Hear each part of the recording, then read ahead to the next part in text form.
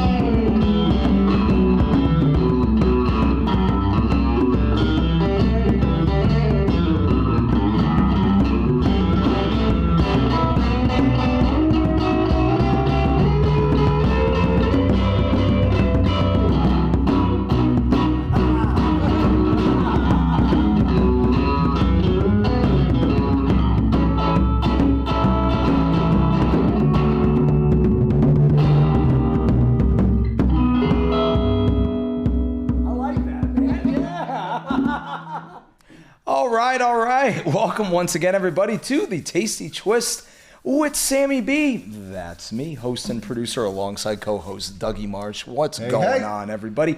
A day of shameless promotion. I've got a Hatchery coffee mug with, believe it or not, coffee from Big Pops. I go to the post office every day, and it's right there. Today, John Hanlon from Johnny's Kitchen. Welcome, brother. Hello. Now, there's a hello. Let's jump on things right off the bat, because depending on how long this is going to be, you got a big event coming up in a couple of weeks in October, right? I do. October 18th, we're doing our Oktoberfest. Second year in a row. Second annual, yeah. And it's going to be... Well, it's got to be more than 9 hours, I would think, because there's a lot of preparation that's involved. That's right. But it's 12 to 3 there, or 12 to 4 or 5? 12 to 6 at Johnny's Kitchen. 12 to 6 at Johnny's Kitchen. That's right. Johnny's Kitchen. 6 to 9. 6 to 9 at Maiden Mountain. And then from 9 till they close at Edo Brew. Nice. That's a lot of moving parts throughout the course of the day, I would say. It's a lot to set up, but I mean, Maiden Mountain and Edo Brew are doing their part, putting everything together.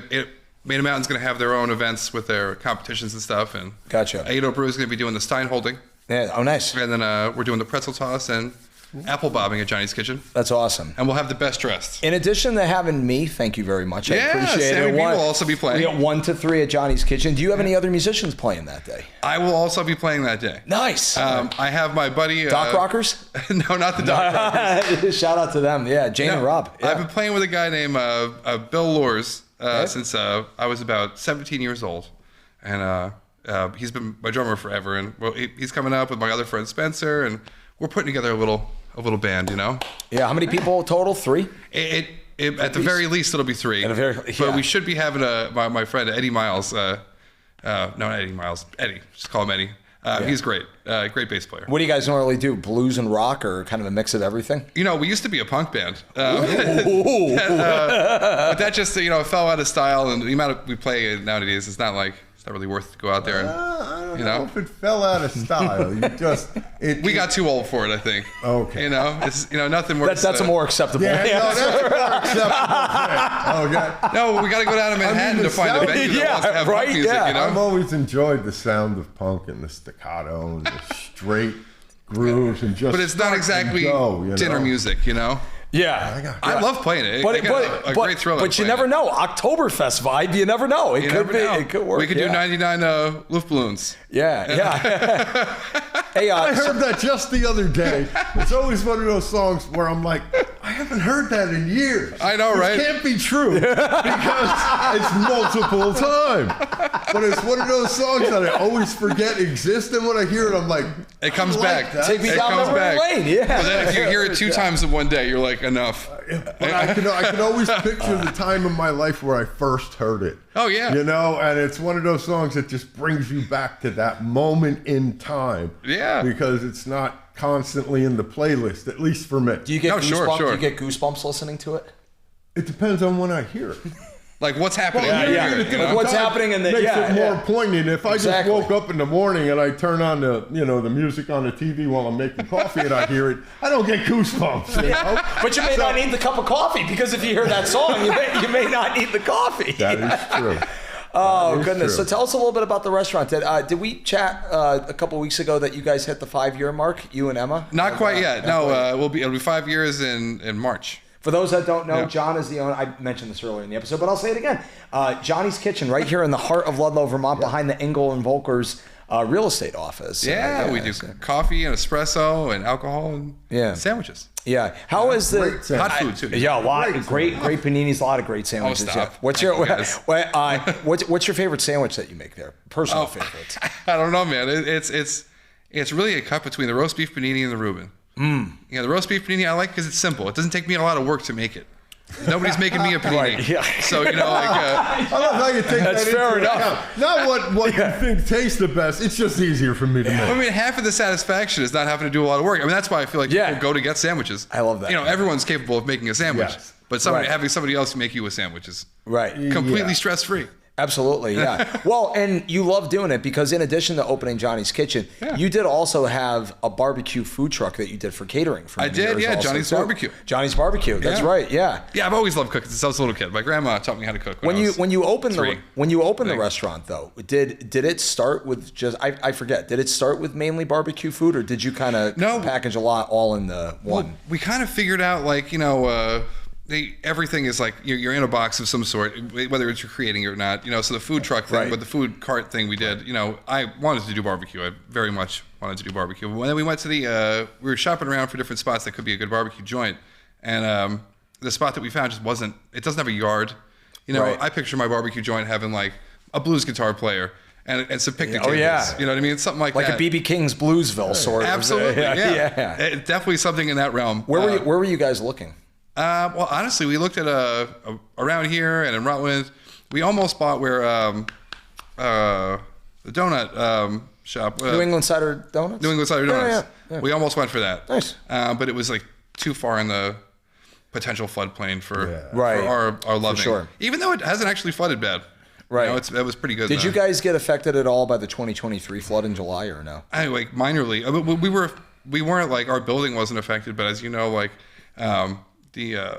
what do you call it? Trucks weren't allowed to come into town. There was no way in or out of town. Sure, Reinhardt certainly wasn't coming to save us, or any other distributor. or anybody for that. But so our distributors couldn't get to town, so most restaurants just closed, and we were getting a weird amount of donations at the time from people who were out of towners or people in town that like saw what was happening and they wanted to help. Yeah. So and we were just so stressed out about what to do with the money because we don't want to take it. Dude, I was driving over the mountain.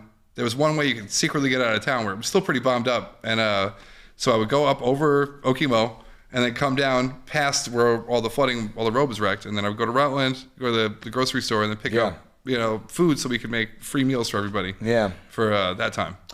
Did you guys do what? Shout out to John and Michelle of the Eatery, former business in town. Did you guys? Great guys. One of the best. We missed them tremendously.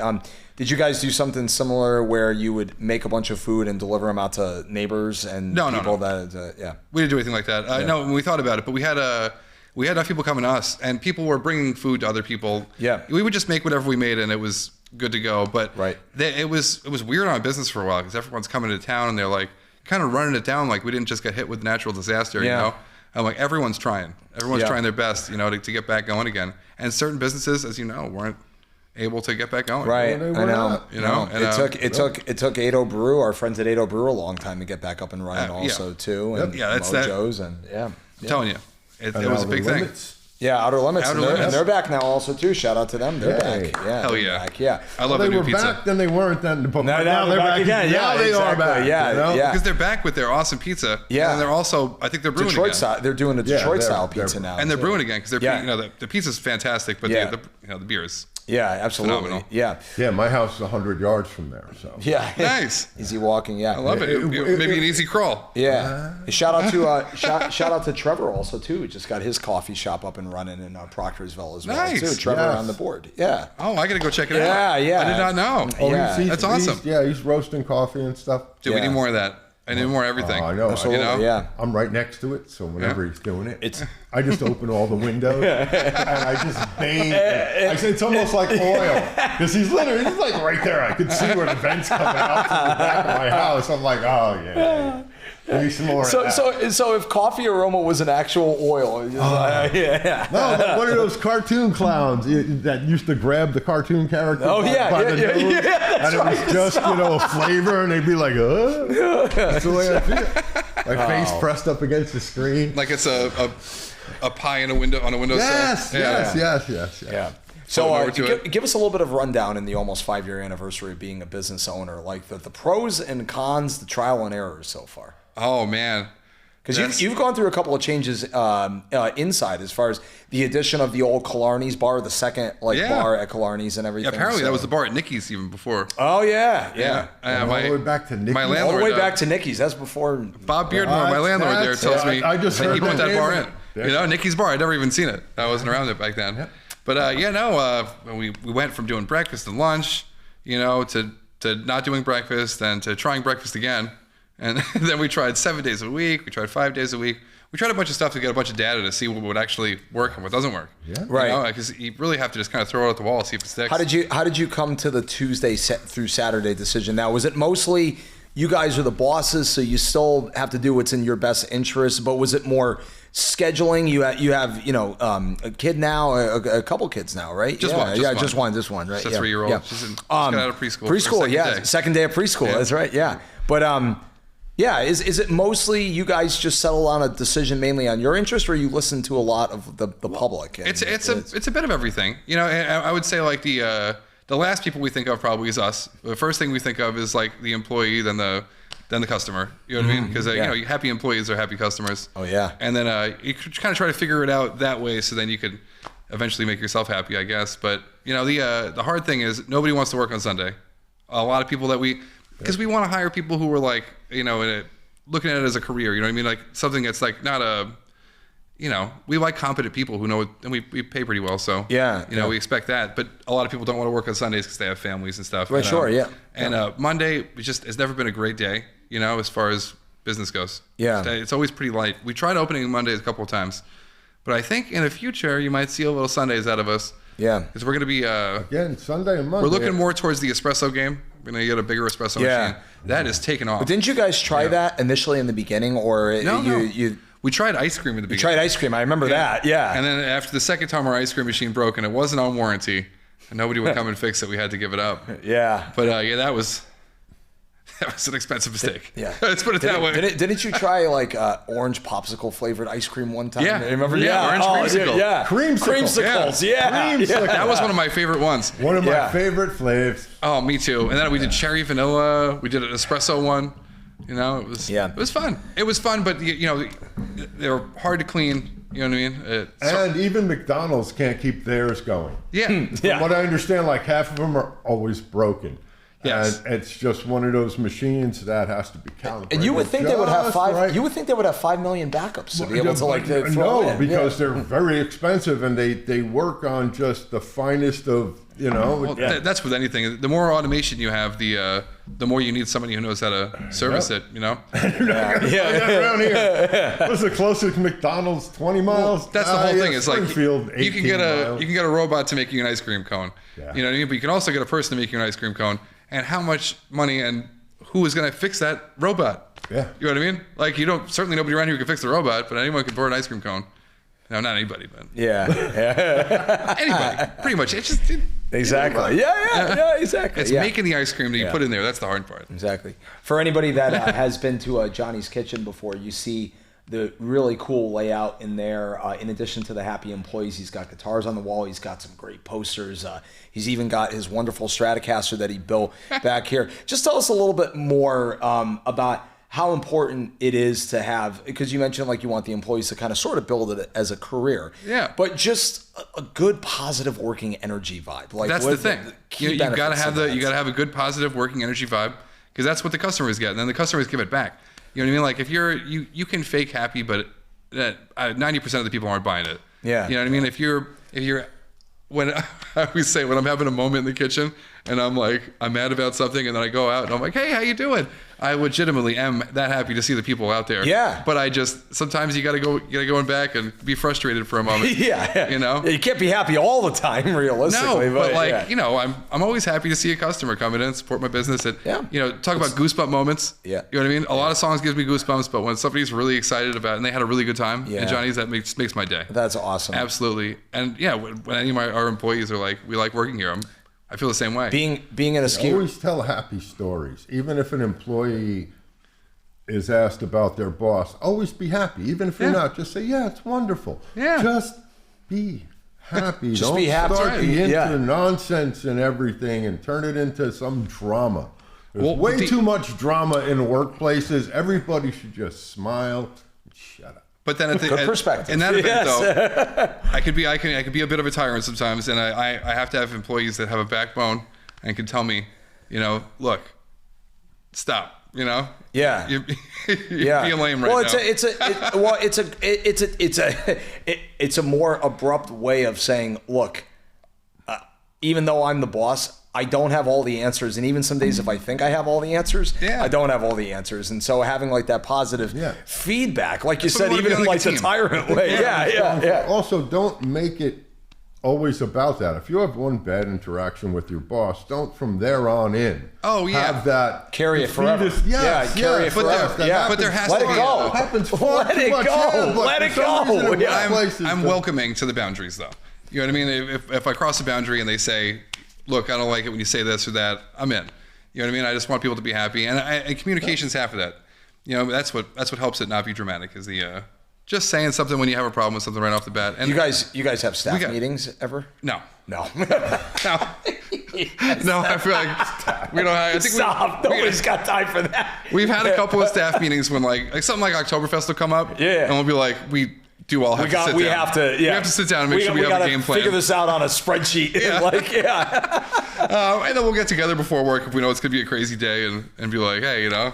Yeah. But we like to have our staff meetings at the bar. You know, in Man Mountain, you know? Yeah, oh, absolutely. Brew, you know? In a ski resort town that we live in, obviously the restaurants and the businesses and contractors are, as Tigger says in Winnie the Pooh, that's what Tiggers do best or Tiggers like best. But we, you know, the tourists and the out-of-staters, you know, they're a big part of our bloodline. But I would think, based on your hours and the local following you get, that the locals are just as, if not more important for the bottom line and the bread and butter, I would say, right? Everybody's important. Yeah. Everybody's important. And if it were just for the sheer amount of people that live in this town, I think if we were to take away all the tourism and construction workers driving through, there wouldn't be enough for like any business to be open. Right. But, you know, obviously you depend on them.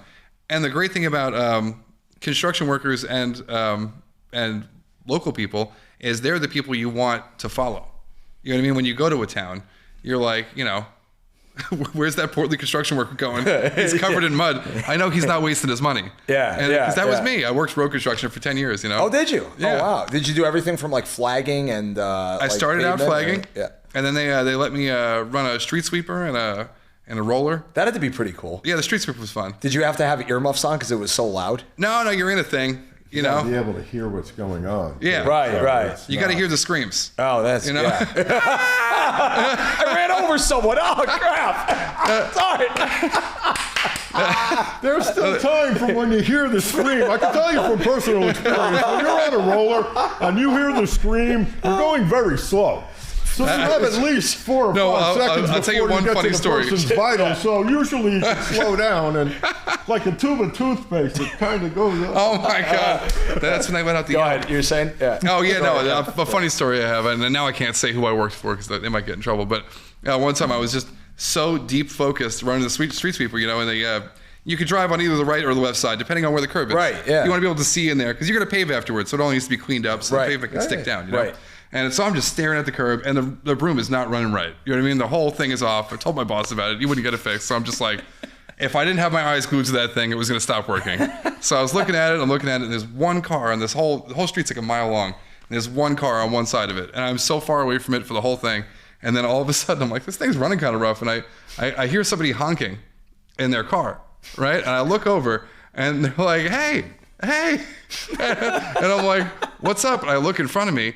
And there's a Honda Civic, you know, that's in front of me. It's like, I'm like on its bumper. And I'm like, oh, I wonder why this thing's been running rough for the past, like, you know, while. And 200 yards. And you know what the lady in the car said to me?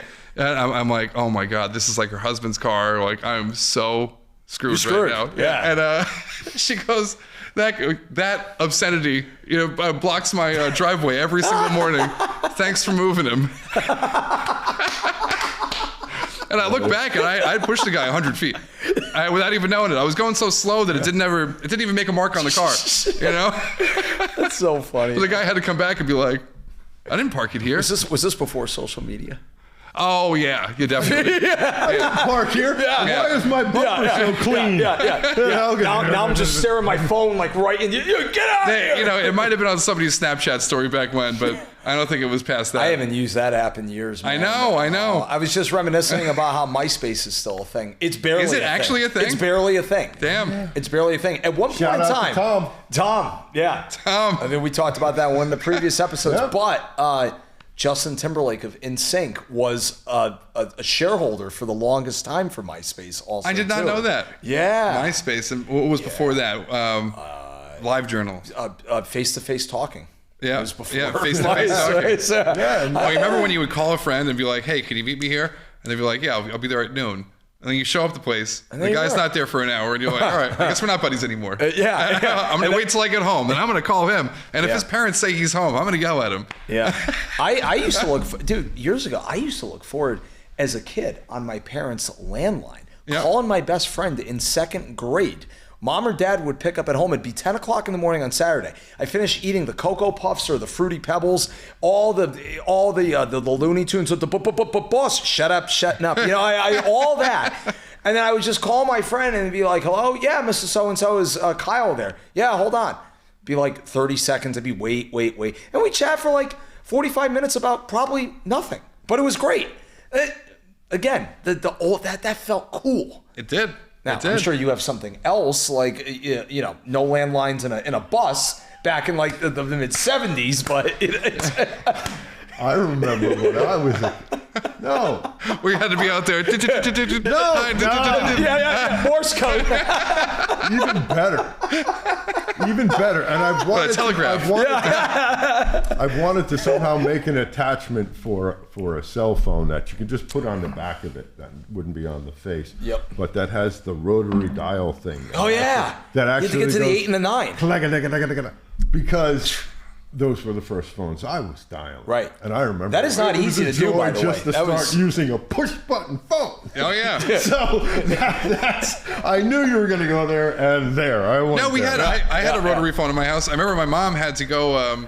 She had to go to a Kinko's once to make an important work phone call because she needed the buttons. Yeah. For the line. Yeah. There you go. I think they probably stopped doing that because 911 got so rough. They're like, all right, 9. What 9? Yeah. And then all of a sudden you just have the 1. It's like, okay, that's easy. Why can't they all be 1s? Why I gotta go to a 9? Oh, brother. It worked. Yeah. And life and then went along pagers. just fine. Pagers. Yeah. Pagers. Remember fax machines? They're still around. Fax machines. Anyways, let's segue because who knows if Dougie's got a call? I don't know. He's here as long as we got him. So let's segue to music, man. Take me back memory lane. How long have you been playing guitar and bass? I don't know. Since I was like about 16 years old. Gotcha. Probably. My dad got me going playing drums when I was like 9, 8. I don't know. Probably younger than that. But before I can remember definitely. But I never liked it. I never wanted to learn from my father. What was the first album you listened to start to finish that got you into, hey, I want to play music? Oh, man.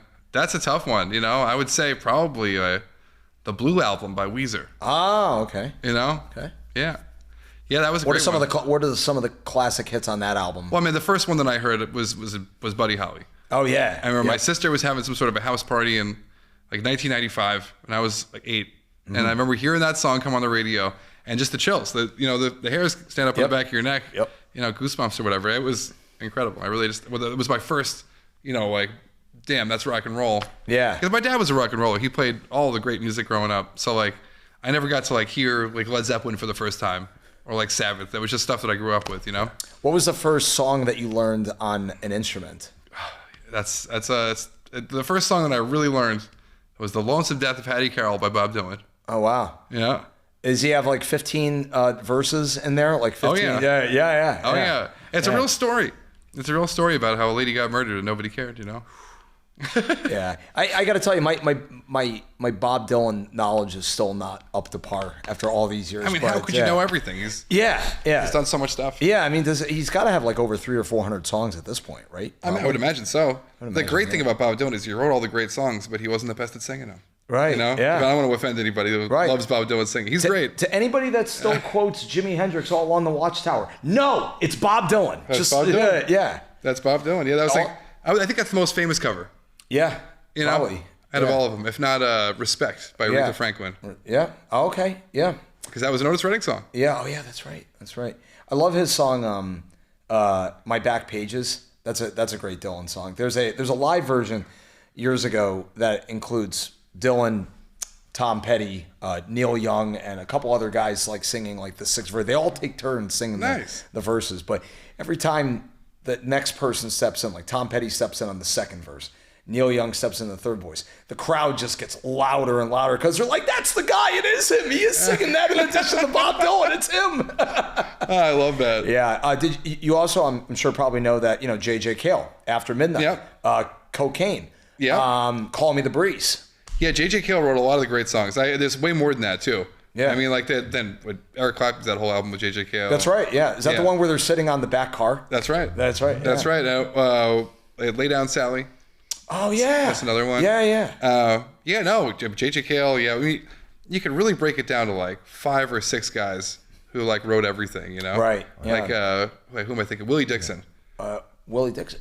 Willie Dixon or wrote... Willie Nelson. No, Willie. Oh, Willie Dixon. Willie Dixon wrote Backdoor Man. He wrote like all the famous blues songs. I'm your backdoor man. Yeah. Yeah, he wrote all the... God, and here I am, idiot me. I thought that was a Doors song. No, actually... It's a great version, though. Zeppelin actually got sued and lost for stealing that one. Oh, did he really? I'm not sure if it was that one. One of the bands I wish would have lasted longer, but unfortunately didn't, is the Traveling Wilburys. Yes. I know. There was so much... and then Roy, like right afterward, passed away, and then they kind of backed off. But that would have been great to see for another so many 10, great songs, 20 years. right. I would have liked to see them. Those guys were all so creative. Yeah. And what they had done in that first thing, I was like, that's pretty cool. You could hear everybody's influences coming through in the songs, and everybody was singing their parts, even Roy, was just...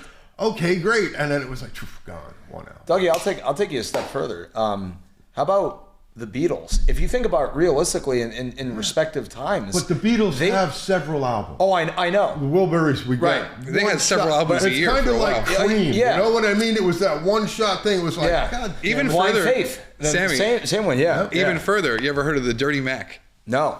The Dirty Mac was a supergroup that was made, and they made one album, and Yoko ruined it.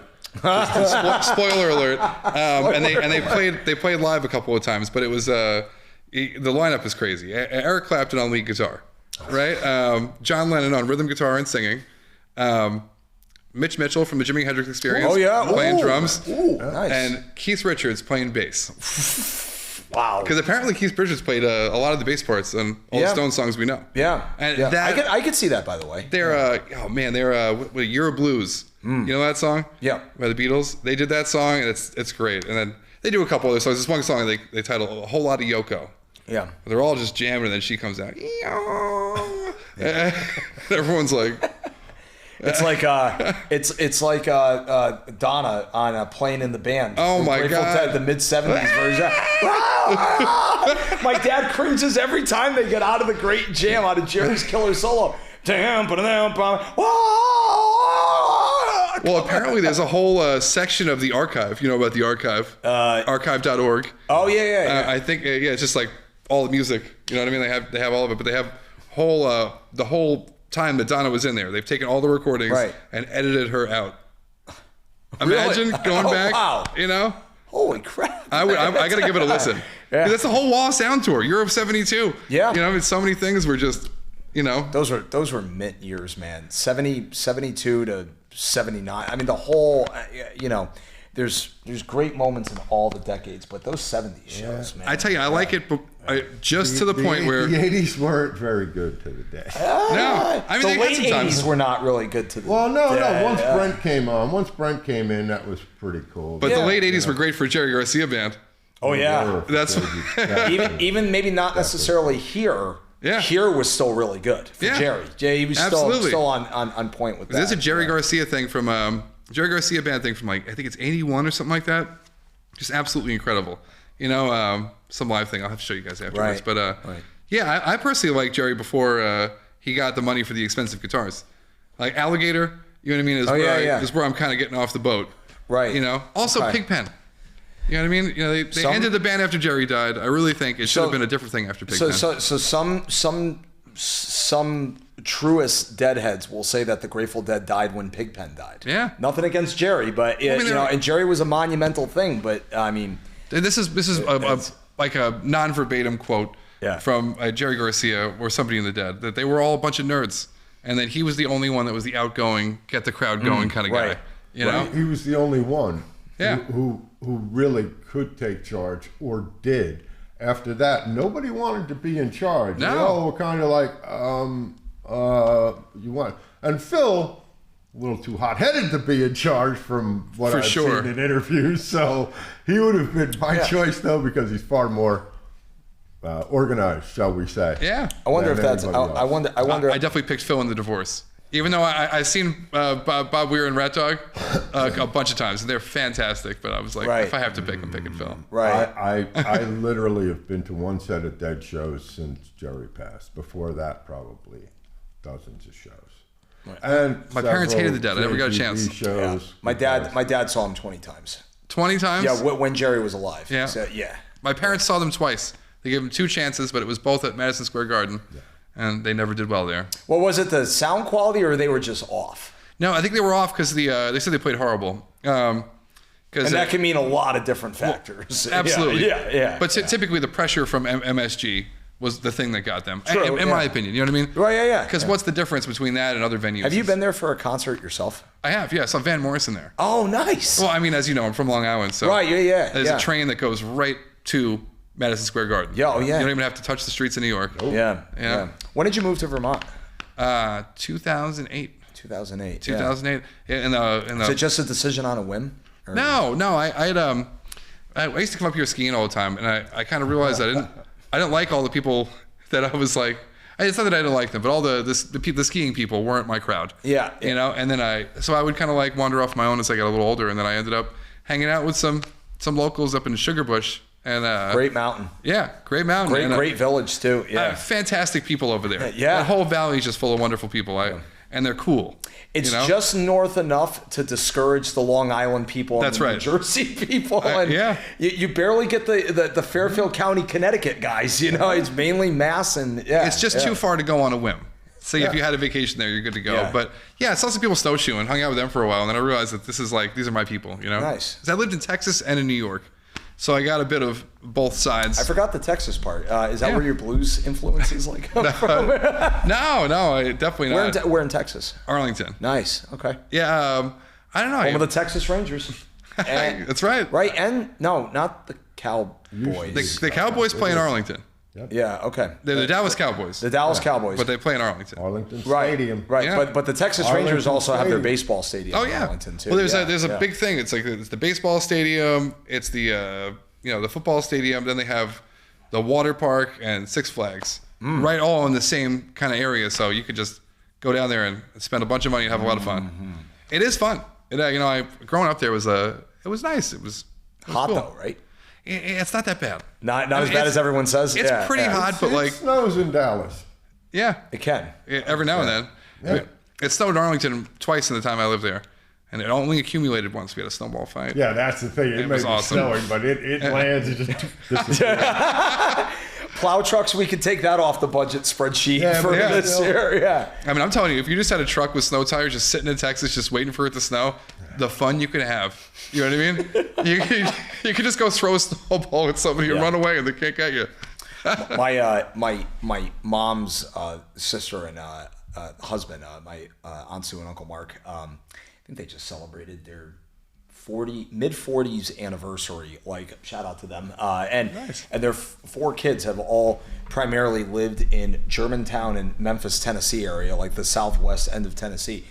And they said, and my mom's mom, my grandmother, who passed away years ago, said, if it snows even a half inch or an inch in Tennessee, they automatically close schools. Yeah. Whereas 20 years ago, here in New England, when we actually had real winters, 20 inches of snow, that's maybe a 2-hour delay. Get out, walk to school. Go to school. But down there, walking to anything isn't a thing.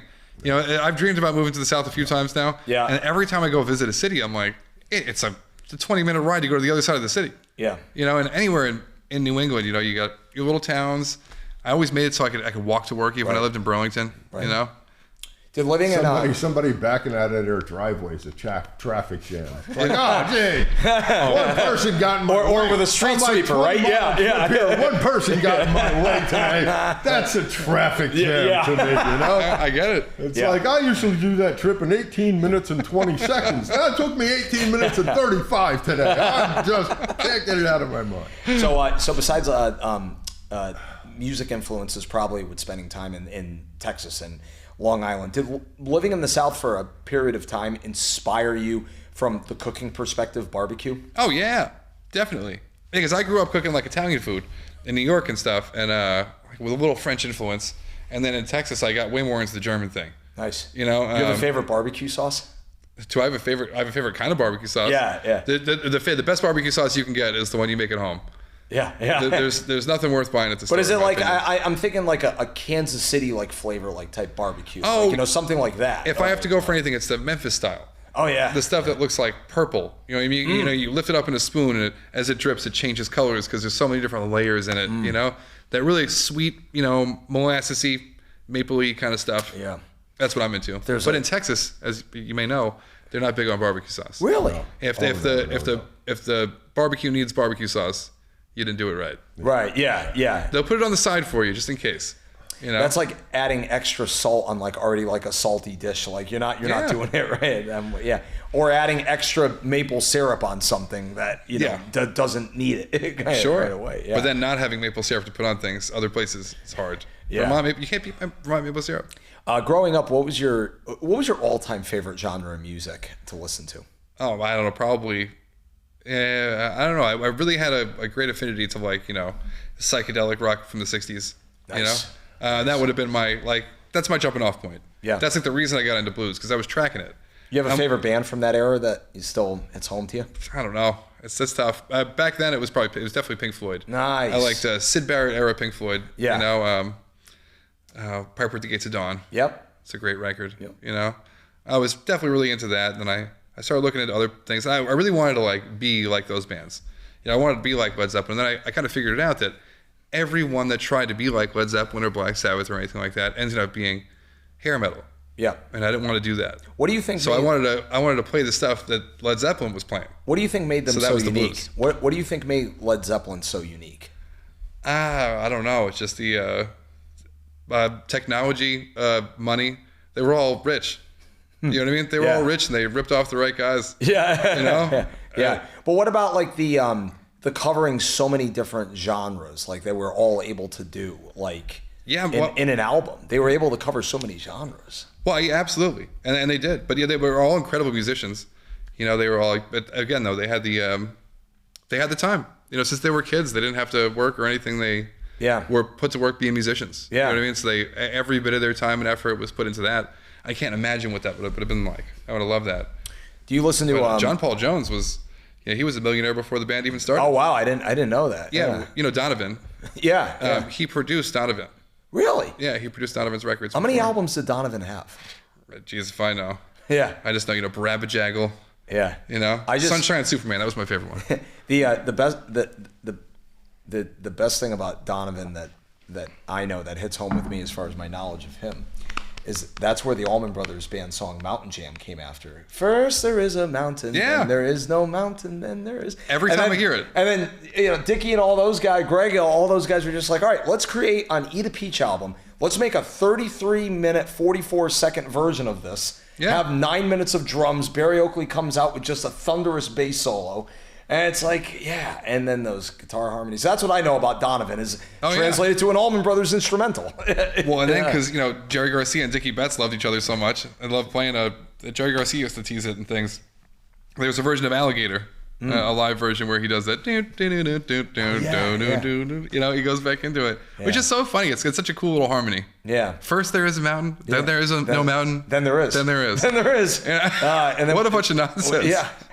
I was going to bring this up. We were talking about live documentaries and stuff, but years ago, my father showed me this really cool documentary from 2003. It was out in California. It was the Trey Anastasio band with special guest Carlos Santana. Nice. For like 80% of the show. That's awesome. Freaking wild, man. Yeah. Did you spend a lot of time with Santana? Oh yeah, definitely. My dad always loved Santana. I always loved Santana. He's got like the most unique way of playing guitar I've ever heard. One of the purest guitar sounds, like one of my favorite purists. Yeah. I mean, he's got a great tone, but he's also like, you know, me and my dad were talking about this the other day. There's a good video of him with Eric Clapton. Yep. And they're both jamming out, doing their thing. Was this at the Crossroads Festival? Yes. Jingo? Yeah. Yeah. And, yes. Oh, yes, you nailed it. Nailed it. But, you know, they're doing more of a Santana song. Sure, you know, and Santana, Carlos crushes it. You know, obviously he crushes it. Clapton But then crushed that version also too. Clapton, he looked a little scared. Yeah, he looked like nervous. Maybe he was nervous. I mean, he did his thing, but he definitely had to keep it in the box because it's not his world. Yeah, you know what I mean. Santana's like his own unique guy. Right. If I'm trying to copy anybody, I do Clapton because it's easier. Yeah. You know? Slow hands. How about this one? Speaking of might have been nervous. Maybe he'll never admit it, but I could see it. A video popped up recently from 2007. It was the Jeff Beck group. So Vinnie Colaiuta on drums, Tal Wolkenfeld on bass, Jeff Beck on guitar, special guest Eric Clapton, and they're doing "Have You Ever Loved a Woman?" Just like one of those basic blues songs. And they just cue right. Jeff Beck takes the first solo, and you're just like, anything Jeff Beck does, it's like, okay. Well, yeah, he's a machine. Wow, a machine. Yeah. And then Clapton comes in, and it's good. I actually think it's better than I expected, but I'm sure he's probably just like, okay, yeah. I jammed with him in the Yardbirds. I still can't touch him after all these years. Jeff Beck, that is. It's just... Well, because you know, Eric Clapton wasn't as good as Jeff Beck when he was in the Yardbirds, and I feel like he looked up to him. Not to mention Jimmy Page was in the band also as well too. You know, yeah. There's a lot of what I know is from trying to figure out licks from a song called "Tail Dragger," which is Eric Clapton and Jimmy Page playing together. It's just the two of them playing guitar, and it was dead studio time. They just had time when they were doing Yardbird stuff. They had time to go off and do something else. Sure, It honestly, it's the cheat codes to all of Eric Clapton's stuff. Yeah. That one song, he puts like so many different kinds of licks in it. It's incredible. Yeah. You know, a lot of work. He definitely has had, an impressive solo career though also too. Like how he mixes up all the genres, whether it's, Tears in Heaven, I Can Change the World. It's in the way that you use it. I mean, there's a lot, She's Waiting for a Higher Lord. There's a lot of just great different songs. But none of that stuff touches a collaborative effort. Oh, yeah. You know what I mean? Because he's as great as he is alone, I think he's just like almost everybody else. He's better with a band, you know? Right. Because, I mean, like Cream, I would have said for a long time, you're not going to touch Cream. He's concentrating more on his solo work on vocals. Yes. Where he doesn't do that one. Like in Cream, he had some, But Jack Bruce was taking care of a lot of the vocals. And in other bands, it's the same thing. Usually Eric can just sit there on his guitar and that. Obviously, he's not thinking about it, whereas his solo stuff, it's far more lyrics going into it, and he's doing it. But then, again, I was saying with Jerry Garcia, with all the expensive guitars and stuff like that, I feel the same way about Clapton, When he was playing his ES-335 on that Cream recording that we know so well, and the SG, his tone didn't get better than that. It never did. Right. And the Strat stuff is great. I'm a Strat guy. Yeah. But I think his best song, personally, Bell Bottom Blues. Oh, yeah, from Derek and the Dominoes, Derek and the Dominoes. Yeah, it's a great album. And I think that was like the kind of the height, if I had to pick the peak of Clapton, and he was good the whole time. He's still good. Yeah. And he's Eric Clapton. Yeah. You know what I mean? I mean, everyone, and he's on everybody's top 10 guitar player list. Do you like the, by the way, I have thoughts on those lists, by the way. The top 100. Of course, like I have thoughts. How did the Edge make it? Technically wise, we're just saying technically wise. No, I mean, God, as much as I love the Edge and U2, the fact that he's like 30 or 40 spots higher than Derek Trucks is just like kind of that's wild to me. Scary. That's who should get an award pedal? Shout out Derek Trucks. Who should get an award is his delay pedal. Oh yeah, that delay pedal is doing some work. It is. Yeah, for sure. Derek Trucks, insane. That guy is phenomenal. He gets better and better every year, man. Did I ever tell you I met him twice? One over the phone. Oh really? And then one in person. Nice guy, I imagine. Really nice guy. Yeah, he called Sammy up. He wanted to know if he'd be in the band, but Sammy wouldn't believe it. He's like, this isn't it. Slams the phone. Scam the call, right? Yeah. So then he puts it to where it just goes straight into his spam on his phone. And then he tried to call him back. That's like what that would David, be the funniest thing. I know. That's like David Bowie like asking Stevie Ray in the early 80s, hey, great job on the Let's Dance album. You want to be my full-time guitarist? And Stevie Ray's like, no, I'm good. I got Double Trouble. I'm good. I'm good. I don't need this. Let's segue real quick. Before he had Double Trouble, he had what turned into Storyville, which is an awesome band. Have you ever heard of Storyville? I'm gonna say no. Buddy, as much as I love Stevie Ray, I'm gonna say awesome no. band, but when I think it was CBS Records that signed him. Yeah. They said to him, well, we have this band that we want you to play with. So the band that he originally formed with is called Storyville. and it has some. And you could hear, you can't hear him obviously, but you could hear where his music comes from, because these Was his brother in the band? Jimmy? No. Jimmy Vaughn. Jimmy Vaughn. Yeah, Jimmy Vaughn. No. I feel like I'm more of like a Jimmy Vaughn, you know? Yeah, good Like, sound. Yeah. No, good sound, but I'm no Stevie Ray. Who is? Exactly. So have you ever seen the 1983 documentary with Albert King and Stevie Ray in the studio for an hour and a half? No. Just putzing around like the two of them. Oh, I would love to see that. Oh, dude, it's just... it's called Blues on Sunrise. That's a documentary. It's an hour and a half. Okay. Albert King, you know, his style where he's like our friend King Arthur Jr. No guitar pick, just straight with the thumb, playing a right-handed guitar upside down. So his bending style is like, and the flying V guitar. Well, and, he was so bitter at Jimi Hendrix for that he whole was? thing. But again, that was trying to figure out how to play the psychedelic guys. Oh yeah. Albert King was one of the first guys I went back to, and I'm like, oh my god, what a huge influence on Jimi Hendrix. And he was by far Stevie Ray's documentary. Stevie Ray's favorite guitar player, Sure. Albert King. Yeah. Personal take, out of the three Kings, I like Albert the best also too, man. Yeah. I just love his tone, his feeling. Freddie's awesome, different type of great. Yeah. And BB, of course, Lucille holding the notes like and bending it. You can't go wrong with that. But something about Albert's bitterness, man, I loved it. I just loved his take. Well, Born on a Bad Side. Yeah. Also a Willie Dixon song, I believe.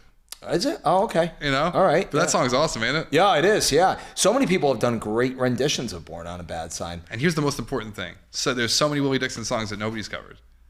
That could be the next ticket to rock and roll again. That whole recipe book is just sitting there. Yeah. Just waiting for rock and roll, for kids to pick up guitars again. If you're out there, pick a guitar up. Pick a guitar up, yeah. You know, learn how to do it. It's so much fun. Now let's give the music nerds a little bit more like ear candy. So, go-to guitar player and go-to band today at your age. Go. Link Ray. Link Ray and the Raymen. Oh, okay. And if I was telling anybody to go to anything, he's incredible. He was out there making music in 1954. You know, he toured with like Bo Diddley and Helen Wolf. You know, he was like the creation of rock and roll. We're talking about Goosebumps songs. Yeah. The Rumble. You know, it's an incredible tune. I don't think I've heard. I'm striking out on some of these references, man. And the Rumble. It was a song. It was Link Ray has two songs in Pulp Fiction. Yeah. But they're at Jack Rabbit Slim's. Okay. You know, when they're sitting there having the $5 milkshake. Okay. And so you wouldn't. I was about to say, is this striking any? Called Fab Force 5. Fab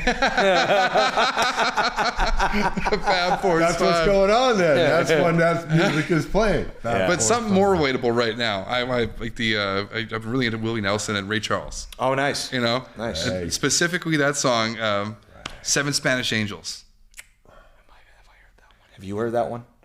If you're looking to cry and you have a few minutes, you know, and you're alone in the car, put it on. Can I have a different emotion than cry? I mean, crying's good every once in a while. You got to get it out. You're gonna cry about it. It's gonna cry. You're okay. gonna cry yeah. about it. Yeah. You know, if you want a happy song, you put on "Walking on Sunshine." You know. Yeah. You go ahead. Yeah. It got to feel good. Dun, dun, dun. I'll never forget the first time I heard that song. I was night bowling with friends in Connecticut. That is so on point. Yeah. They got the green and red and blue flashing lights on the bowling frame, and it's like, I'm walking on sunshine. My friend bowls. I think he got a 1 out of 10. Yeah. Like he probably hit the far left pin. And it's like, and he's like, I suck. I'm like, but do you hear what's playing? This song sounds great. Yeah, I've heard that song a handful of times. Yeah. Okay, more ear candy. So tell us about how you made that Strat. Show the audience. Well, I just put it together. I love this thing, by the way. This thing is great. Thank you, Sam. Well, I mean, you know, I got the body from my father actually bought me the body. It's a one-piece of swamp ash that I messed up. I thought you said swamp ass. Sorry. What? No, it's I thought he said, I'm sorry, it smells like swamp ass. I'm like, help me out here.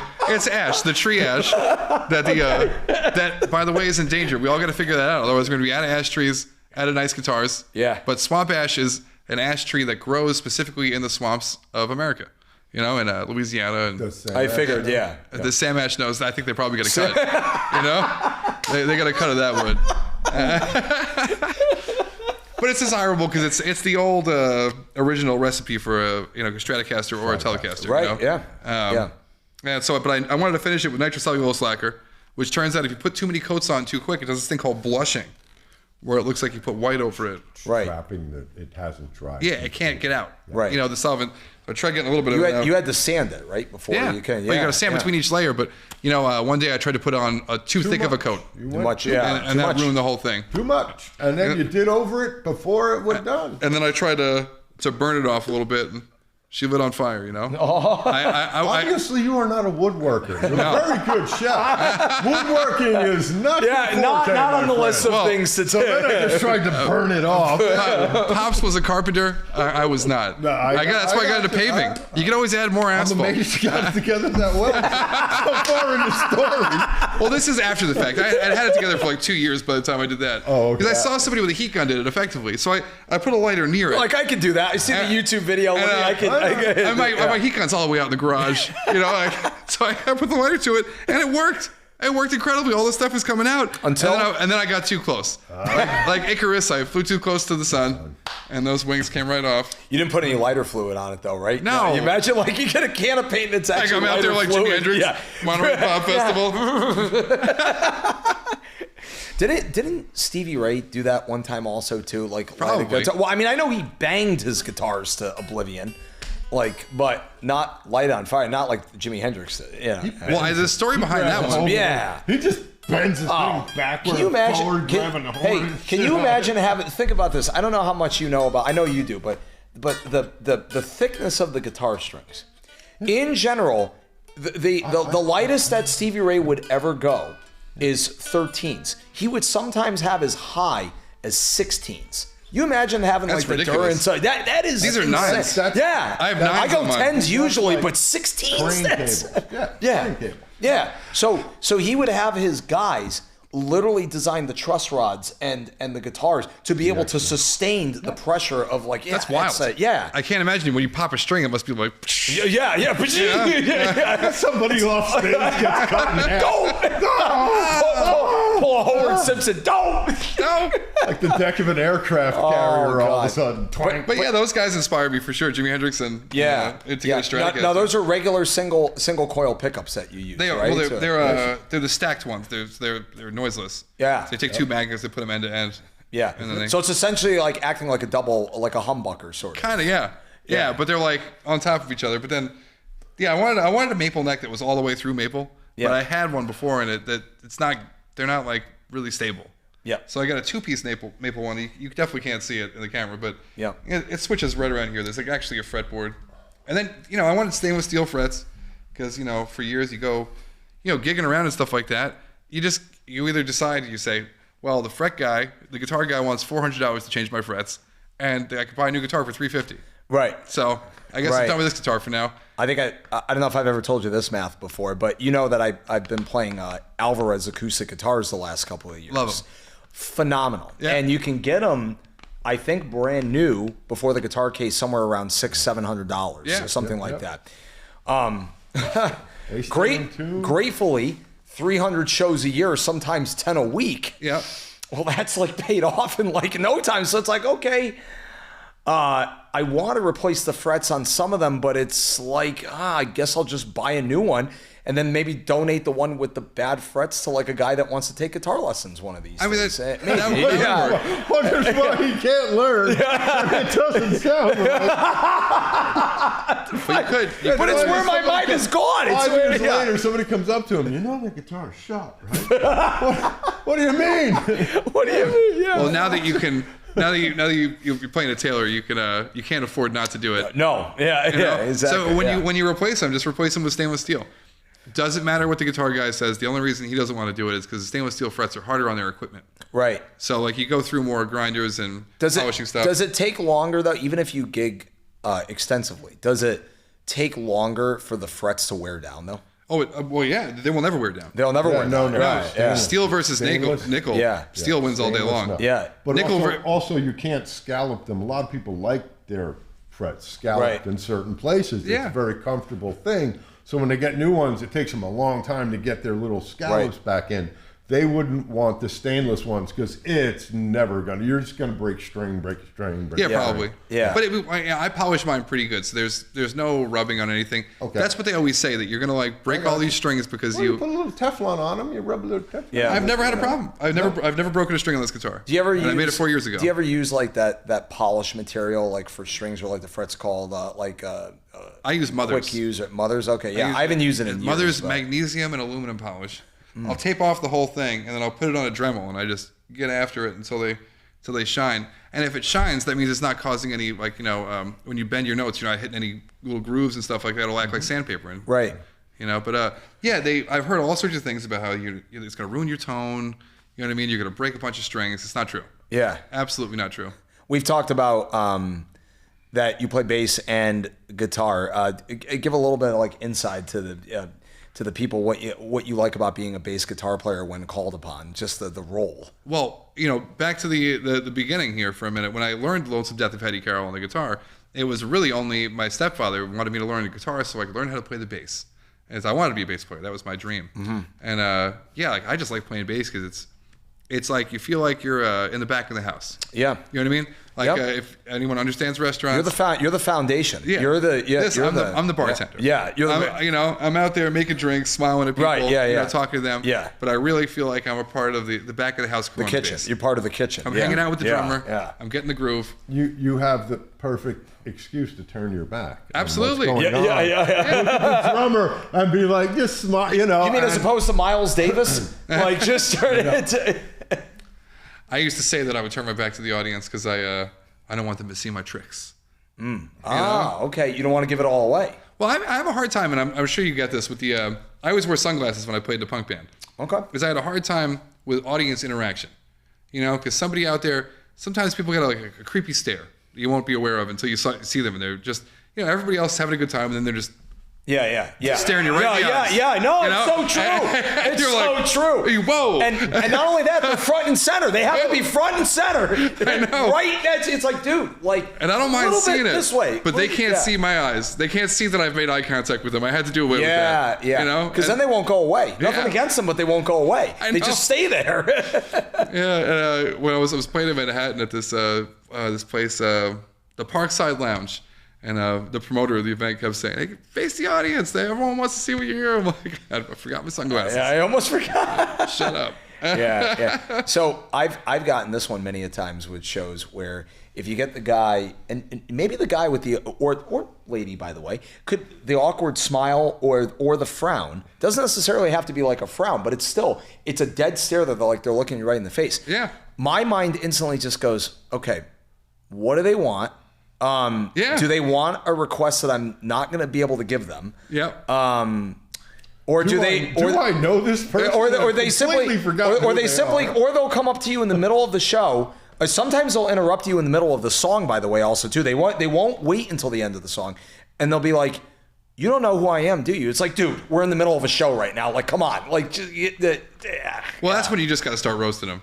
It's true. You gotta really just make it not worth it to keep doing that. You gotta remember, I'm the one with the microphone. Yeah. I can roast this guy right now. And in a careful way. Dave Grohl can do it back in 2011, telling guys to lay off this person, don't punch someone at my show. Get the you-know-what out of my show. Get out of here now, over the mic. Why can't we do that? Yeah.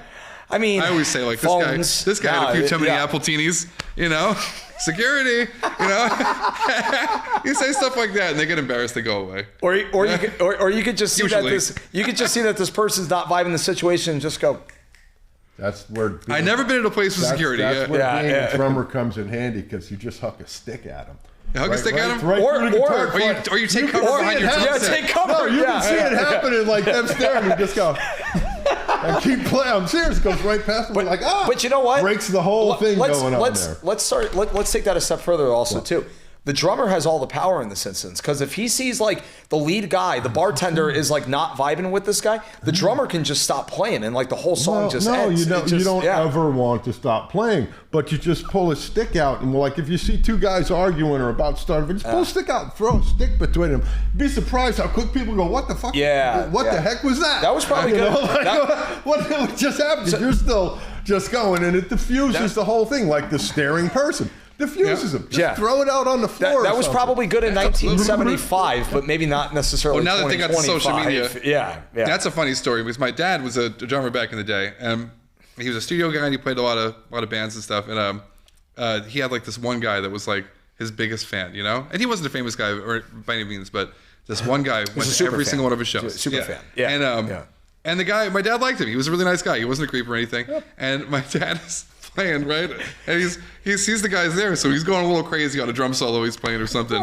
And a drumstick slips. And it goes hard. You know what I mean? Like, he lost it. Right. It happens, It's like they don't, when guys are playing baseball, nobody means to throw their bat. But that thing went past the pitcher. Yeah. Sometimes you're putting a lot into it, and it's a good thing there's a symbol in the way, because if you lose it right then, it has... Well, hit that guy right in the face. So you mean to tell me that when Roger Clemens took the bit of Mike Piazza's bat and chucked it towards the dugout, like where he was running down the first base, that wasn't intentional? Oh my God! I guess I don't know my own strength, Davey. No, it's just that. No, I'm saying when the bat leaves their hand completely. Oh yeah. Flies away. Yeah. They're professional. Hey, that's a free souvenir out in the audience. It's gonna happen on occasion, and usually it happens down here. But if it happens on a crash, you can. Well, that thing went flying off, hit the guy right in the face, and he was happy to have the drumstick. My dad gave him the drumstick. He signed it for him or something. Oh, that's awesome. The guy was totally stoked that he had that story. Stuck in his head. Nah, I hit him sideways. Can you sign this for me? Hold still. It's like, all right, go to the hospital. It's like your friend. It's like you're playing dart. It's like you're playing like darts at like Killarney's or something. All of a sudden, like the dart goes into somebody's eyeball. Wrong bullseye, buddy. You gotta go to the hospital.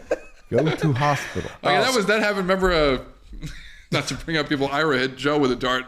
Oh, jeez. And it went all the way his arm. He's like, what the hell, dude?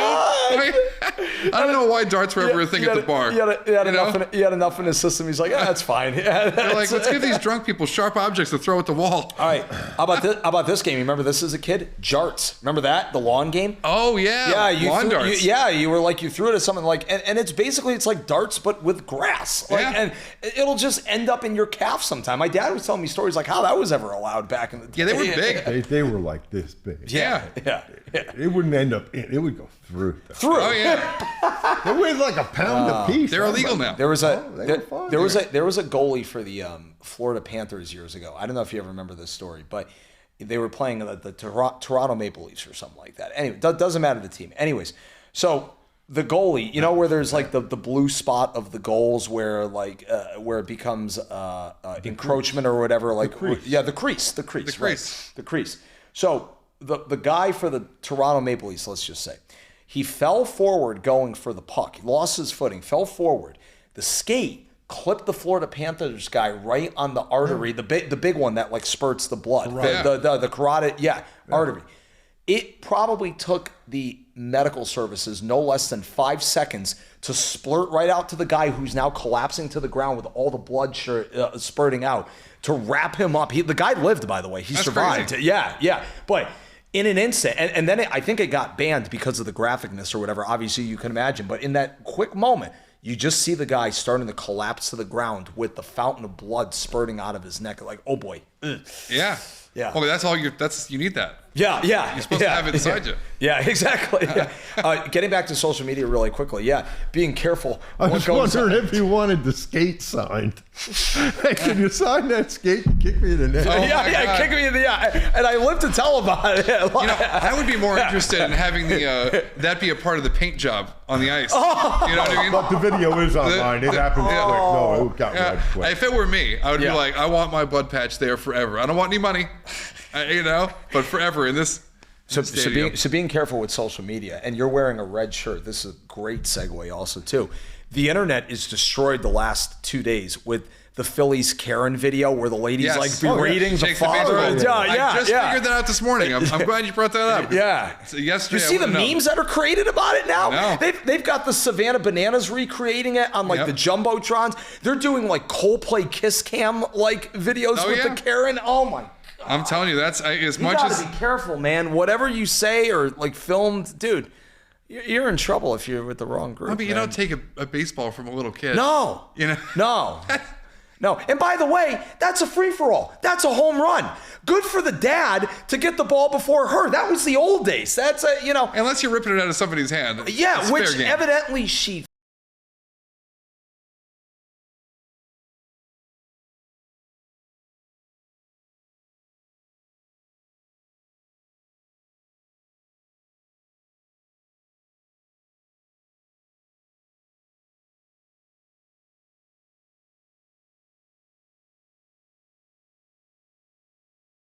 That time to match her outfit, get her nails done.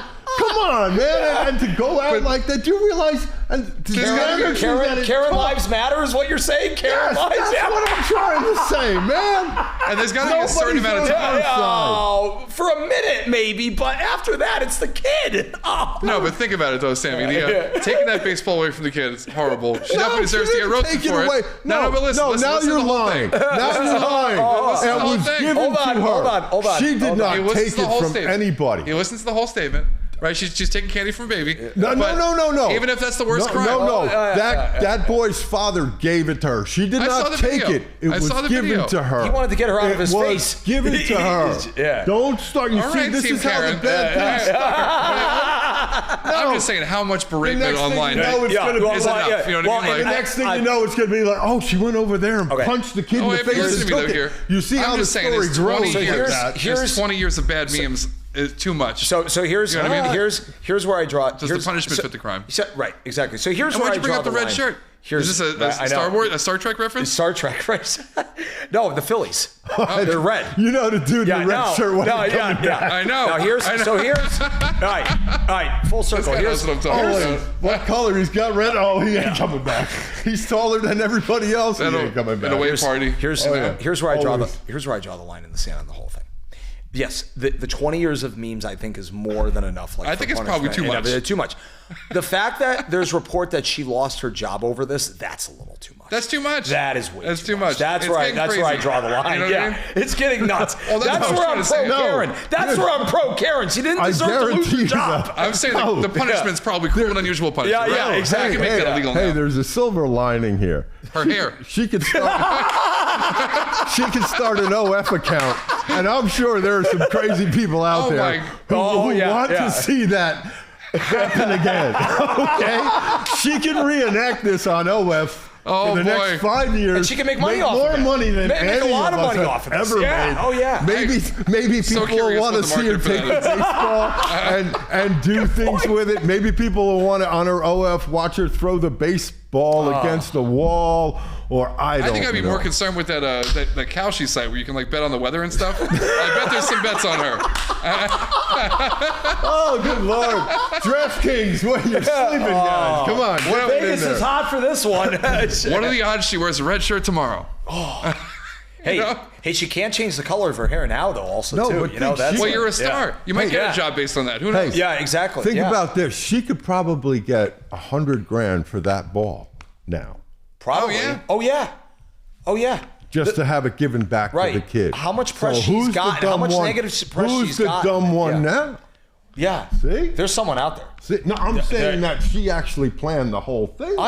Dude, listen. That's more Karen than you. I'm just saying you're back to that's more Karen than Karen. Yeah. No, think about it. Wouldn't that be the end game? Is she innocent or is she evil? Yeah, it would be the end game. Now all of a sudden, one of them has emotional and mental control. Oh my God! Maybe that could be a new.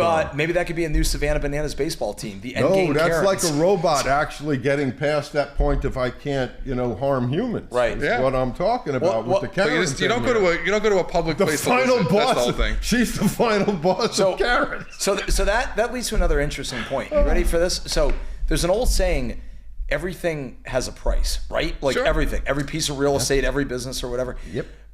This is where I wonder, and this is a deep conversation for another podcast episode. Hopefully you're having a great time here today. I am. Yeah, we come back for that episode. Yeah. Are human beings actually really that dumb? Yeah. Or are they selective hearing, or are they like preparing to be dumb? Like, are they playing being dumb? Well, can I? Here's I got a pretty quick answer to this. Yeah, right? People do the selective hearing thing. They want to ignore what they can't handle or control, which is inherently. I don't want to use the word dumb, but I would say like willing ignorance. Yeah, you know what I mean. So ignorance. Being willing to be ignorant is inherently stupid. Because those problems, whether we can't, everyone wakes up and they're like, I can't fix all these problems in the world. There's too much stuff going on. You can't alone. You know what I mean? Mm-hmm. We need people for that, and you need to stop and admit that there's something you have a problem with, and you got to talk to people about how to fix it or how to cope with the fact that you can't fix it. You know what I mean? But just willfully ignoring, societal problems and stuff like that is not the answer. I just like in my brief experience of like working in the call center for Okemo. And just saying that's a job. Saying no to the customer because something was not available. Not because I didn't want to deal with them, but just the fact that the inventory was not there, the ski instructor was not there. And in one conversation, I remember saying to the person no at least 8 times, and they tried rephrasing the question 8 different times to hopefully get a yes out of me eventually. This isn't ChatGPT. Yeah. You can't just use different prompts and hope to get a different answer. Yeah. Selective passive aggressiveness, man. Oh, it's just, the questions I used to get up there all the time. Oh my God. Yeah. Like, when is it snowing up there? Yeah, it's snowing up there. That's a good thing, right? And they're like, well, is it snowing on the road? Yeah. Will it be snowing when I get there? Will it be snowing will it be snowing when I get there? And then you think that they're pumped for the powder, and then they're like, oh no, I only like room snow. I'm gonna come next weekend. I'm like, I don't know what every person wants specifically. So you just honest with them. First world problems beyond I man. I got yelled at by a lot of people at that hotel when I worked there. Oh yeah, that's right. You worked at Okemo, right? I worked at Jackson Bellman. Yeah. It was the Bellman was better than the front desk part. The front desk is when brutal, they get there. Man. You're the front line. It's the first step they get. So if they're not happy about something, and then you fix their problems, then they go see the bell guy. And I was like, I want to be that guy. And it was fun. You get to drive a bunch of fancy cars. I just like the hat.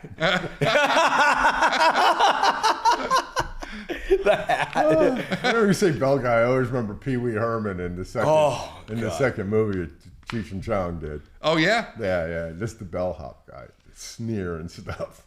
Dude, the Cheech and Chong movies were great. Oh man. It's a hot item still. I'm gonna wrap things up so we can get to playing some music and everything. I want to hear that guitar. Oh. What is always a hot item is all of your food.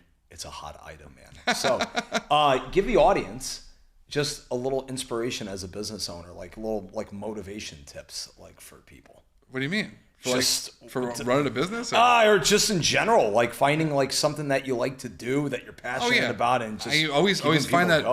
Find the passion, the thing you're passionate about, right? The thing you love the most, and never do it for work. Do the thing that you're somewhat passionate about that everyone thinks you're good at. That's what you do for a job. Mm-hmm. Because my passion's playing guitar. Yeah. I don't know if I'm good enough at it to make money, and I certainly don't want to rely on it that way. Don't want to find out. And I don't want to find out. But cooking is it's something everybody needs to do. Everyone needs to have food. You know what I mean? And I'm a ham. I just like making people happy. I like entertaining people. But you're great at it too, brother. If I had to take advice, don't take any BS from anybody. Yeah, just do your thing. Be kind to them, but also have a backbone at the same time. Well, yeah. I mean, just do it. That's what I mean. It's like there's going to be a lot of opinions about what you want to do in life, and or what people think that you should be doing. That's right, and you got to take that information and factor it in what you think your best guess is, but do what you love. Right, but not for a job. Yeah. Because then you'll hate it. There's some days where I never want to cook again. Really? No. Yeah. No. No. There's some days. But someday, I would imagine there's certain aspects of being a restaurant owner though that it just make you like, oh God. It becomes. I always call it a beautiful nightmare. It's a good way to put it. Because it's a really hard thing to make work. It's definitely tough on a marriage. But it's especially when you're working together with your significant other also as well too. It's my wife Emma. She works 2 jobs. Shout out to Emma. Yeah. She's my wonderful woman. Love of my life. Yeah. Now in the beginning, her mom Terry was helping you guys out also. Yeah, she was working the register. Yeah. Nice. Awesome. That was fun. Are you gonna get your kid involved someday, or at least show them the ropes? I want to show her the ropes, but I don't want her to have to do it. Yeah. You know what I mean? I'm not going to say that's below her or anything like that, but I'm doing this so she doesn't have to do this kind of stuff. Yeah. I like to put in the hard work so your kids don't have to. Yeah. That's what my parents did, and their parents before them. Just try to make it a little bit more attainable for the next ones. You know? Yes, Dougie? What are you giggling I about just over had here? this picture of your daughter in my head when she's older driving a street sweeper. Hey, get out of here. Because after hearing that story, she'd be like, that's cool. I want to drive a street sweeper. I know that's With a 2035 Honda Civic. Hello. Oh, God. because my dad tried to get me so hard to not play music and to not do construction. And I was like, those are the things I want to do. God. Once again, everybody, we're hanging out with Johnny Hanlon from Johnny's Kitchen. Hey, shout out to Johnny's Kitchen, by the way, also too, for catering or donation, giving, making sandwiches for Scott Dinhofer's camera here. Maybe you could see the patch, maybe. Eventually. Camera. This one. Yeah, there we go. All right. The TriQuest Triathlon this past weekend. He was not ready for that button. Hello. Scott Dinhofer and the TriQuest Gravel Triathlon. Hopefully that'll be a yearly thing at Plymouth State Park at Echo Lake. Shout out to Vermont State Parks and Johnny's Kitchen for helping out with that event. Yeah. So last thing also too. Okay, now you can go back to the center, I think. Yeah, there we go. I don't tell him what to do, okay? Yeah. I knows where to I love put the Will. Hey, don't be the director, too, okay? I love Captain Will back there and Patrick Cody and everybody at Okemo Valley TV. Will, feel like speaking up in robotic tone if you feel like it. Can you? Maybe. Sure. Yay! I am Oz the Great and Powerful. Last thing, Johnny. Do you guys get to travel much? Are you in the sports? Any different like hobbies that we want to travel? Like? You know, I have too many hobbies, but they get expensive. I like ATVing. That's like my thing with when I go out. What was that? ATVing. ATV. Oh yeah. I go out with Pete I thought you boys. said alienating. Shout out to Pete and the boys. Yeah. You know, aside from my wife and kid and our restaurant, they're the most important thing to me. They're my Yeah. best friends in the world. We just go rip. Yeah. Just go rip out in the woods. It's so much fun. You guys have the property still on Lake Rescue? Oh no, we never owned property. I thought you did. Emma's family has rented the same cottage for the past I don't know, almost 40 years, maybe more than 40 years. Aren't you guys close to that little separate island that people go out to every once in a while? That's what I thought. Yeah, it's a fun island. Yeah, it is. No, Yeah, honestly, it's just this little modest cottage. It's kind of run down, and it's got a huge lawn. That's where we got married. yeah. Oh yeah, that's right. Got married right between two trees around the lake. It was great. Yeah, didn't it downpour for your wedding? No, no, it was a beautiful day. We didn't play any Alanis Morissette. To make it more musical. Yeah, right. What was that song? The Alanis Morissette song? It's like rain. Oh, it's no, like isn't rain. it ironic? Yeah. Oh, isn't it ironic? Yeah, That's it's the one. like rain.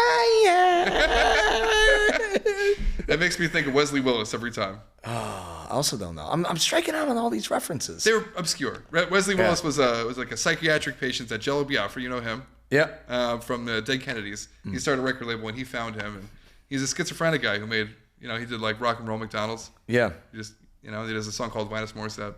Oh wow. Yeah, it's like a little Casio keyboard thing. It's very weird. Lo-fi. If you're out there, check out Wesley Willis. It'll change your life. Rock and roll McDonald's. Didn't you remember Joe Cocker had Parkinson's? Yeah. Remember how he did the whole thing where he's like, going back and forth? Yeah, it was. He looked like an escaped mental patient. He was always wearing like sweatpants.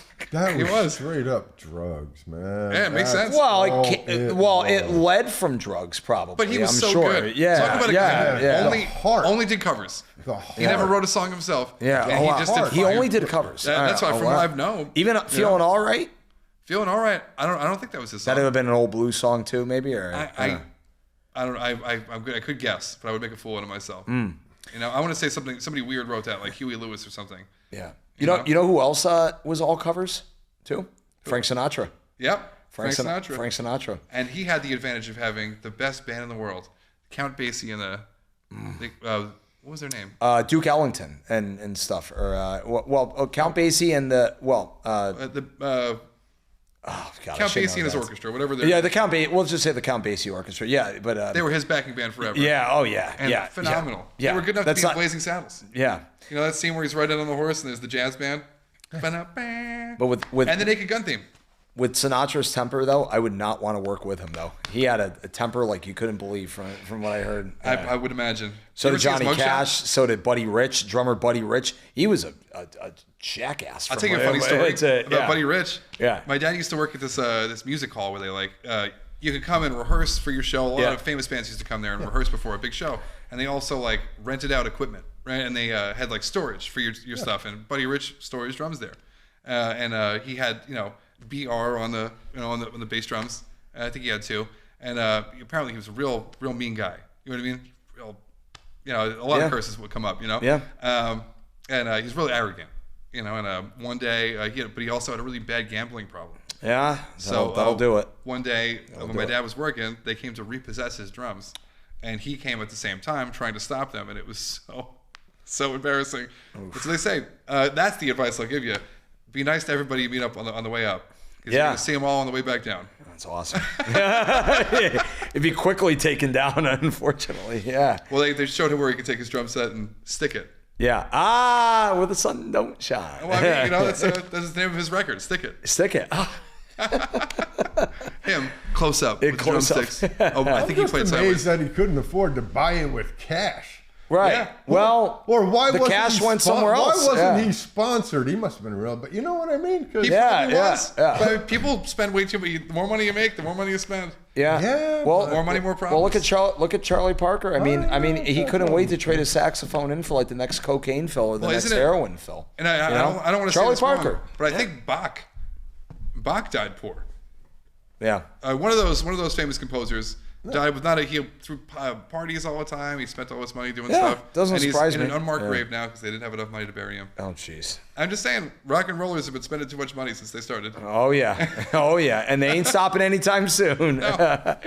But anyways, hey, this has been a lot of fun to hear. Once again, Johnny's Kitchen, Ado Brewery, Main and Mountain are doing their second annual Oktoberfest on Saturday, October 18th. From 12 to 4 o'clock in the morning, like Manhattan days. No, some might. They're making an after party. Yeah, making an after party. Yeah. Anyways, there's gonna be a lot of live music, food, beverages, all that good stuff. Things to know: make sure you try to wear your Oktoberfest garb, your Dirndl or your lederhosen, because there will be a best dress competition with a prize. Nice. And you have a lot of of other prizes are going to be cash entry. So bring cash. You're gonna be tip your bartenders. You're gonna be doing a lot of other different raffles also too, or like we're gonna do a raffle for Sammy stuff. Yeah, that's for sure. Yeah. And we're gonna do a 50-50 raffle as well. Nice, excellent, awesome.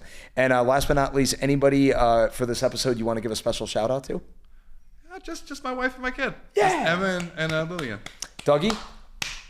I want to give Philly's a shout out to Karen. Yeah. I do.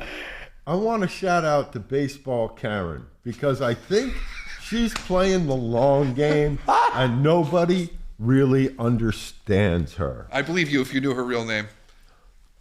I haven't gotten it yet either.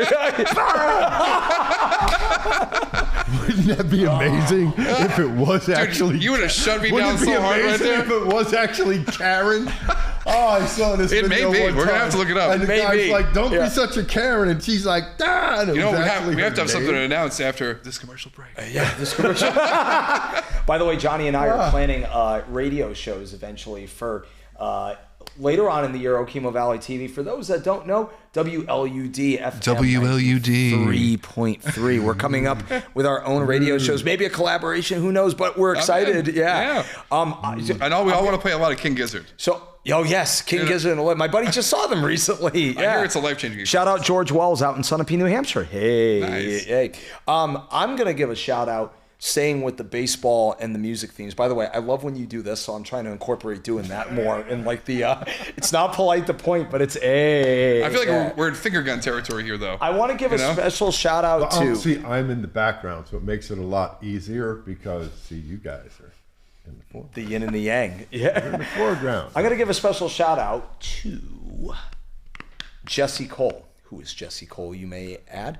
He's the owner of Banana Ball and the Savannah Bananas. Right. And I'd like to give a shout out to Coldplay because just like baseball Phillies Karen, Coldplay made bigger news than they ever have in the last 25 years because of CEOs cheating on each other and the Jumbotron, cheating on their significant others. So now Phillies Karen is all over the news and now on Jumbotrons being reenacted with that. Why do the two go hand in hand? Because Jesse Cole, the Savannah Bananas, I'm pretty sure at the end of every Savannah Bananas baseball game, the baseball guys, the Savannah Banana people, are dancing to Yellow by Coldplay or another Coldplay song. Yeah. So cool story, bro, right? Absolutely. Yeah, right, cool.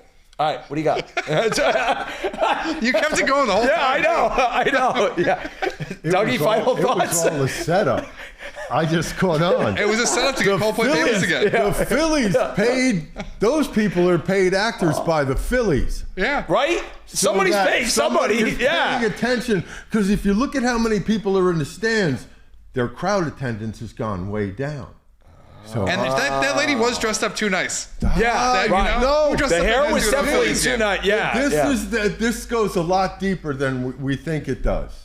Right. There's more coming to this Karen baseball story. So- There is, because I expect the same sort of people I see at a Mets game when I go to a Phillies game. Can I throw another conspiracy see? out there though? What if the really nice hairdo that she did though was like the episode? If you remember this, the episode of Seinfeld where George puts a wig on to like make it seem like he's got a full head of hair, and so Elaine knows the BS. And so she grabs the wig and throws it out the window. I don't like this thing, and here's what I'm gonna do with it, and throws it out the window. Oh yeah, yeah.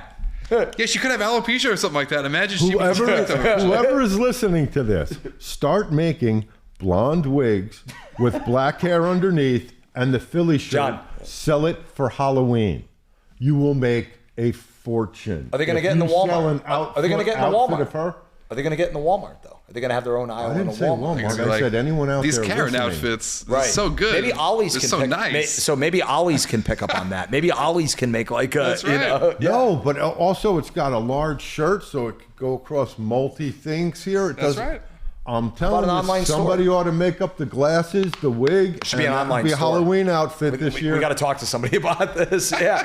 Hey, for all the Philly baseball Karens out there and all the Coldplay Kiss Cam legendary people, we're signing off. We're pointing fingers at We're gonna somebody. do more okays. Actually, it was in Philadelphia. I'm surprised she didn't stab him and take it. Hey, on Shout out to our buddy Jim. Yes. That's a reference from Jim. On behalf of Okemo Valley TV, John Hanlon, Johnny's Kitchen, Dougie Marsh, Will in the back, Patrick Cody, I'm Sammy Blanchett.